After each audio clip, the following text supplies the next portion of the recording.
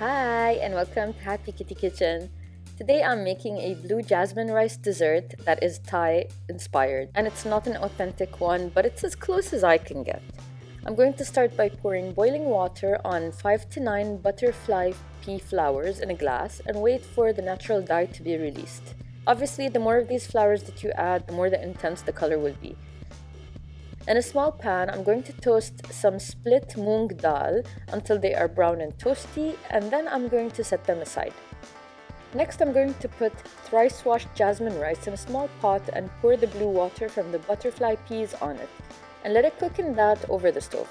And if you don't know how to cook jasmine rice over a stove, you could just do this step but in a rice cooker instead. As you can see, I'm not the best at peeling a mango, so this was a bit messy. But you know what? In my defense, this was a very fibrous and difficult mango to do with. Then I'm heating up coconut cream in a pot and adding brown sugar to it.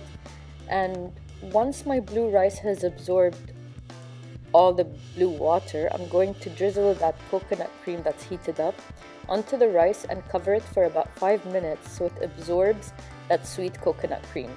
Finally, I'm adding in some coconut powder and mixing it all up just to add more coconut flavor and more coconut goodness. Then I'm going to place the rice in a ramekin to shape it and flip it neatly onto a plate. Place the mangoes next to it and sprinkle the toasted moong dal on top for a crunch. And if you're feeling extra fancy, decorate with some fresh butterfly pea flowers and enjoy. Some people like to eat the rice cold and the mangoes colder, but I like to eat the rice warm and the mangoes cold.